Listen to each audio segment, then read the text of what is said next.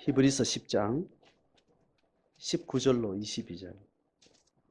자, 길지 않으니까 같이 천천히 내용을 의미를 잘 따라가면서 히브리서 10장 19절부터 22절 같이 읽습니다.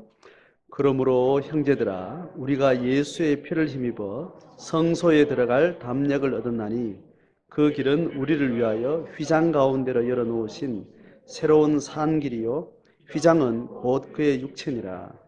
또 하나님의 집 다스리는 큰 제사장이 계심에 우리가 마음의 뿌림을 받아 악한 양심으로부터 벗어나고 몸은 맑은 물로 씻음을 받았으니 참 마음과 온전한 믿음으로 하나님께 나아가자.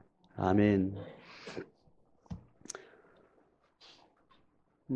히브리서 본문의 맥락 가운데 제사법과 휘장에 대한 이야기는 아주 중요한 예수 그리스도의 복음을 설명하는 내용입니다. 지금 마가복음 예수님의 고난의 십자가의 본문을 지금 저들이 지나가고 있는 동안 2주 전에 예수님이 오후 3시에 숨지시고 바로 그 순간에 성소에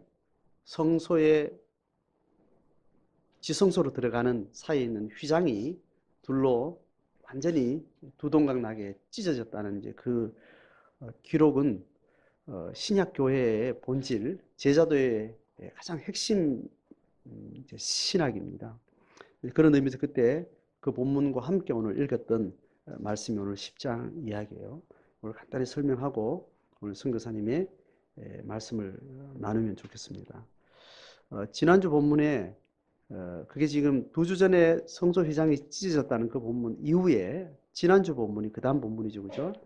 여기에 헌신한 신앙 고백을 드리고 헌신한 사람들 세 부류가 나오는 중에 그들의 신앙의 핵심 가치가 예수 그리스도가 하나님의 아들이라는 신성에 연합된 그 고백, 그리고 예수 그리스도를 따르고 섬겼던 여인들, 그리고 아리마대 요셉을 마가가 기록하면서 하나님의 나라를 기다리는 자, 이게 초대교회 예수 신앙을 가진 공동체의 가장 핵심 신앙의 가치였다고 그렇게 우리는 이해를 이제 했습니다. 이 하나님의 나라를 기다리는 자, 예수 그리스도가 하나님의 아들이라는 이 고백은 우리로 하여금 어떤 삶을 살게 하는가 하면 지금 히브리서 읽은 19절 앞의 내용은 뭐냐면 히브리인들이 계속 수백 년 동안 구약시대 동안 드렸던 제사법, 매번 성소를 들어가서 성소 건너편에 다음 방에 있는 지성소 시은좌에 임하시는 하나님을 우리가 영적으로 만나 배울 수 있는 자격은 피를 흘리고 들어와야 되는 겁니다. 이 지금 성소의 문입니다. 이제 들어오기 전에 짐승의 피를 흘려야만 들어올 수 있어요. 여기서 기도가 드려지고 하나님을 배울 수 있는 예배가 가능한 것은 저 휘장이 있는 건너편에 법궤 위에 하나님의 시은좌가 있어요. 하나님의 임재 장소는 그 휘장 건너편에 있어요. 휘장을 사이에 두고 우리가 하나님을 만나고 예배하고 하나님의 백성의 자격을 얻는 거죠. 이 자격 얻은 사람들이 6일 동안 세상에서 하나님의 통치를 삶으로 살아내는 겁니다. 그러니까 그 휘장을 앞에 두고 계속 하나님을 예배할 수 있는 자격이 있는 이유는 뭐냐면 우리 죄를 잠시 가려줄 수 있는 짐승의 피가 있기 때문에 가능했던 겁니다. 그렇게 임시적으로 그림자적으로 하나님을 배알하던 이스라엘의 신앙의 역사가 이제 끝을 내고 모든 열방에 성소라는 시간과 공간의 제한을 받지 않고 모든 하나님의 백성들이 모든 인류가 하나님을 만날 수 있는 그 자격을 예수 그리스도의 피 흘리심에 단번에 드리는 그 사건, 그리고 한 번 그 사건을 믿으면 영원히 그의 하나님과 관계를 단절시켰던 죄가 해결되는 그 사건으로 그리스도의 십자가 사건을 설명을 하는 거죠. 그래서 이제 그 십자가의 피를 믿는 자들은 이제 다시 짐승의 피를 흘릴 필요도 없고 하나님을 배알할 때 앞에 휘장을 두고 커튼을 치고 만나지 않는 겁니다. 커튼을 두고 만나는 이유는 하나님이 이 커튼은 임시적으로 만나주는 거기 때문에 이 커튼을 두고 휘장을 두고 네 기억해라. 네가 죄인이라는 것을. 그리고 끊임없이 이 커튼을 두고도 만날 수 있는 것은 은총인데 그 은총조차도 짐승의 피를 흘리지 않고는 네가 여기 못 나오는 존재다. 내가 죄인이라는 것과 그 죄를 잠시 면제받고 배할할 수 있는 은혜 받은 것을 네가 기억해라. 이게 유대인들과 만났던 하나님의 만남의 방식입니다. 이것이 이스라엘 예루살렘에 있는 성전에 다 온 인류가 구름대처럼 몰리지 않아도 다 그 원리대로 하나님 앞에 나갈 수 있는 자격을 얻고 그렇게 살아갈 수 있도록 영적 제사를 예수 그리스도의 피 흘리심으로 역사의 단 한 번의 사건으로 이루셨는데 그것을 믿는 자들은 이제 성전에 나오지 않아도 내 마음 가운데 만나는 하나님만으로도 휘장을 딱 걷어버리고 이제는 더 이상 내가 죄인이다. 피를 흘리지 않으면 만날 수 없다라는 이 기억 속에 애매하게 만나지 않도록 완전히 휘장을 열어버려. 언젠가부터 처음부터 하나님과 우리는 하나였던 것처럼 과거의 죄인이었던 것조차도 기억도 하지 말고 휘장 없이 얼굴과 얼굴을 맞대고 속된 말로 다이다이로 만나자. 이렇게 하나님은 우리와 약속을 하신 것이 신약의 복음인 겁니다. 그래서 이 휘장을 제치고 바로 만날 수 있는 자격을 얻은 사람은 예수 그리스도의 십자가를 믿는 자들인 겁니다. 자, 이 사람들이 제자요 교회의 정체성입니다. 그러한 사람들이 아리마대 요셉처럼 이 하나님의 나라를 기다리고 갈망하는 사람들이라는 겁니다. 이 사람들이 갈망한다는 말은 그냥 혼자 자기의 피를 놓고 갈망하는 것이 아니라 아직 하나님의 통치권과 지배와 그 사랑 안에 들어오지 못한 인류가 하나님과 단절된 삶 때문에 있는 모든 고통들을 우리가 그 고통의 현장과 사건과 그 마음도 우리가 가슴에 품고 하나님 앞에 나아갈 수 있는 대사로 부름받았습니다.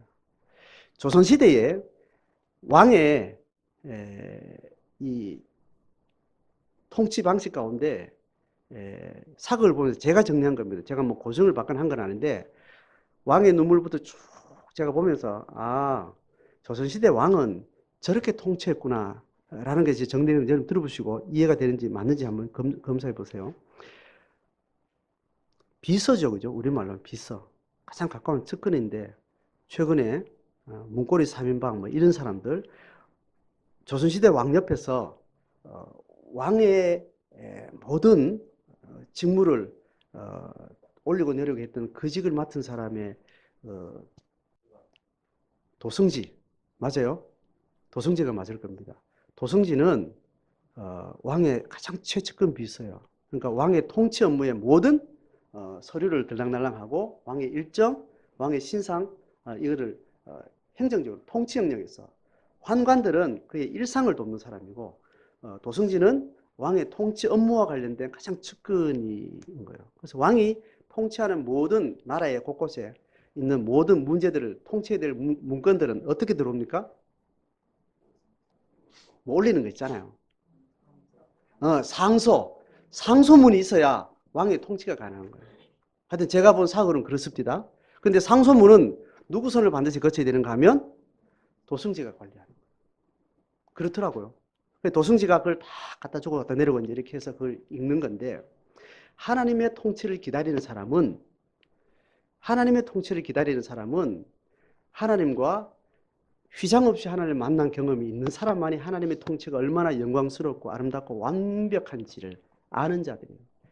그래서 하나님의 통치를 경험한 사람은 하나님의 통치가 없는 인간 세상이 얼마나 어둡고 악하고 소망 없는지를 아는 거예요. 그러니까 아는 사람만 속이 다는 겁니다. 그죠? 그러니까 아리마대 요셉이 하나님의 나라를 기다리는 사람으로서 신앙의 정체성을 가졌던 이유는 하나님의 나라 통치권에 들어오는 것과 들어오지 않는 삶이 너무너무 차이가 나니까. 지발이 인간 세상에 하나님의 통치가 확장되기를 갈망하고 그것은 또 누구의 마음이에요? 하나님의 마음인 겁니다. 이것이 휘장으로 열린 그 길을 유일하게 갈 수 있는 사람은 예수 그리스도를 고백하는 자요. 그 휘장을 통해서 하나님을 배아라고 하나님의 영광을 경험하고 내가 모든 지고 있는 인간의 죄짐들 다 벗어버리고 하나님이 지어준 가벼운 짐을 지고 인생을 사는 그 기쁨의 축복을 누리는 자들인데 그 사람들이 거기에 안주하지 않고 아직 그 기쁨을 맛보지 못한 하나님을 따르는 인간 세상의 그 아픔을 그리스도의 마음으로 안고 살아가는 사람들이 사는 삶이 하나님의 나라를 기다리는 삶이라는 겁니다. 그게 어떤 윤리 강령으로 나타나지 않아도, 삶의 어떤 패턴으로 나타나지 않아도 마음으로 안고 가는 겁니다. 그게 신약 시대의 골방이라는 겁니다. 골방. 골방에서 열방을 통치하라, 이런 기도 사역자의 이렇게 멘트가 있습니다. 저는 그걸 굉장히 깊이 이렇게 신학적으로 전체로 이해가 되더라고요. 우리가 열방을 섬기는 것은 열방을 다 쫓아다니면서 밥도 먹여주고 문제 해결해주고 이렇게 섬기는 게 아니에요. 그 역사를 고치는 이는 누구요? 하나님 말씀이에요. 하나님이 움직이게 할 수 있는 사람은 왕이 생각을 판단하고 결정할 수 있는, 어명을 내릴 수 있는 그 자격은 누굴 통해서 해요? 도승지가 아니면 왕은 어떤 능력도 발휘할 수가 없는 겁니다. 성도는 휘장 가운데 열려진 그 특권을 받은 성도는 다 조선시대의 뭐다? 도승지예요. 왕은 도승지가 아닌 어떤 인간의 말로도 내가 안 듣겠다. 도승지만 왕의 통치의 원활한 행정 원리를 알고 왕의 심정을 알고 사사로이 뇌물을 주고받고 개인의 욕망을 위해서 왕의 권한을 찬탈하려고 하는 그 모든 통로를 제거하고 인간 백성들의 문제 해결을 위해서 왕의 권리를 통용할 수 있는 유일한 섬기는 자가 도승지입니다. 그러니까 왕은 도승지가 아니면 누구를 통해서도, 아들이 와도 왕비를 통해서도 통치권의 어떤 결정의 데이터를 받지 않겠다고 하는 거예요. 그게 정확한 통치 방식인 거죠. 하나님이 우리와 약속한 것은 뭐냐면, 은혜 입은 휘장 가운데 길을 열어놓은 그 통로의 자격은 그 백성들이 가지고 오는 상소문이 아니면 나도 함부로 일하지 않겠다. 그 말은 하나님이 어떤 역사에 제한을 받겠다는 게 아니고 우리와 동력하겠다는, 교회와 제자들과 동력하겠다는 우리를 높인 역사 운영 방식이라는 겁니다. 그래서 우리가 하나님의 나라를 기다리는 자는 하나님의 나라가, 하나님의 통치가 없는 자들의 고통이 얼마나 절절한지를 현장의 데이터를 알아야 돼요. 알고 그걸 내 마음으로, 내 새끼 일로, 내 일로 가슴 아파할 줄 알아야 되고, 가슴 아파하는 만큼 열린 회장을 통해서 하나님 앞에 상소문을 올릴 수 있는 겁니다. 열방의 기도는, 골방의 기도가 얼마나 하나님 앞에 임재가 있는 기도고 그 기도의 능력이 있는다는 것은 그 골방에서 기도하는 자가 열방을 향한 얼마나 애통하는 마음을 가지느냐에 따라서 정비례하는 기도를 할 수 있는 겁니다. 이것이 오늘 휘장을 열어놓으시고 하나님께 나아가자, 이렇게 히브리 공동체 가운데 예수 그리스도를 믿는 신앙의 공동체를 향해서 이 히브리서 기자가 말하고 있는 거예요. 오늘 우리가 제자로 살아가고 하나님을 열망하는 자로, 하나님 나라를 기다리는 자로 우리가 살아간다는 자기 점검과 성찰을 할 때 골방에서 얼마나 절실하게 하나님의 마음에 팍팍 와닿도록 이 열방의 고통을 내 걸로 소화해서 아뢰를 수 있느냐, 이게 하나님이 역사 가운데 인간의 문제를 해결할 수 있는 그 능력을 부르는 자들의 어떤 삶의 태도입니다. 그래서 열방의 많은 문제 데이터를 글로 막 만들어서 데이터를 막 갖다 연결하는 그 역할이 아니에요. 그것을 내 마음에 담고 애통하는 마음으로 기도하는 자의 삶을 살아가는 거죠. 모든 성도의 소명은 이겁니다. 이것을 최우선 살아가는 삶의 목적으로, 자기 소명으로 확인하셔야 그 다음에 신앙의 삶을 이 땅에서 당당하게 살아낼 수 있습니다. 가정에서 소뚜껑 운전하면서 애 키우고 맨날 빨래만 하고 설거지만 해쌌고 그렇게 자기 자신을 비하시키지 말고, 거 있는 동안 이 가정을 지키는 동안 내가 겪는 모든 세상의 고통을 내가 마음에 담아서 하나님 앞에 가지고 나가는, 그게 첫 번째 우선순위. 자기 소명을 잃지 않을 때 설거지하는 삶은 영광스러운 소명의 자리가 되는 겁니다.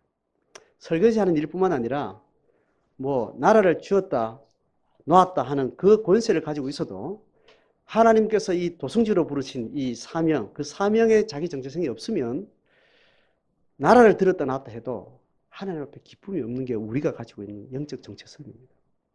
하나님 우리가 원하는 것은 네가 집에서 그냥 하찮은 가사노동일 하는 그런 사람으로 있는 사람이든지 이 공적 일에 뭐 엄청난 지도를 가지고 일을 한다 하더라도 그 눈높이는 하나님 앞에 아무것도 아니다. 그 자리에 있는 동안 네가 이 세상의 아픔의 현장들을, 고통하는 영혼들의 현장들을 네가 마음에 담고 내 앞에 절실하게 와서 네 도성제의 임무를 늘 감당하는 사람이라면 네가 사장이 되어도 말단이 되어도 그것이 너의 정체성을 쥐었다 놨다 좌로를 흔들리는 일이 아니 될 것이다. 이게 하나님 우리에 주신 약속이에요. 그러면 살아가면서 내가 이 일하면 기분 좋다가 저 일하면 기분 나쁘다 그렇게 왔다 갔다 하는 이유는 내 본 부르심이 뭔지 거기에 내가 발을 딛고 싶지 않을 때 사탄은 이래 밀었다 저래 밀었다가 천국을 갔다 지옥 갔다 마음껏 우리를 까부르는 겁니다.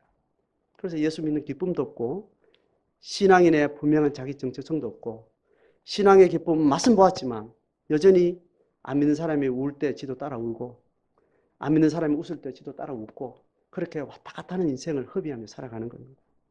오늘 휘장 가운데 열어놓으신 이 하나님 앞으로 우리가 나아가자. 이 히브리서 기자의 이 부름은 2000년 전에 초대교회 성도들도 동일하게 오늘 21세기 사는 우리도 동일하게 어떤 처지 어떤 형편에 있든지 하나님 앞에 첫 번째 소명으로 우리를 불러주신 하나님의 소명임을 알고 한 주간 또 남은 일생 그 본분에 충실한 제자가 되고 그 일을 잘 격려하는 교회 공동체가 되었으면 좋겠습니다. 그런 의미에서 오늘 최란 선교사님은 선교 현장에 부름받은 종들은 그 마음으로 복음의 최일선에 나가 있는 종들입니다. 겪게 되는 어려움과 육체적 어려움, 문화적 어려움, 뭐 그 말로도 할 수 없는 현장에 있지 않으면 이해할 수 없는 그런 현장에 자기 생애를 다 드리겠다 결단하고 가 있는 종들인데 하나님께서 이 영역에 그런 은사를 주셨고 그 열정을 주셔서 평생을 통해서 헌신하는 선교사들의 현장을 들으면서 우리도 선교사들의 그 마음을 잘 받아서 도승지와 같이 선교사는 혼자 나가 있지만 그 선교 현장을 기도하는 자들은 후방에 있는 모든 성도들이 동일한 마음으로 하나님 앞에 아뢰는 사명을 받은 거죠. 그러면 기도하는 숫자만큼 하나님은 선교 현장에 나가서 일어나는 모든 사역들을 하나님께서는 지원하실 거예요.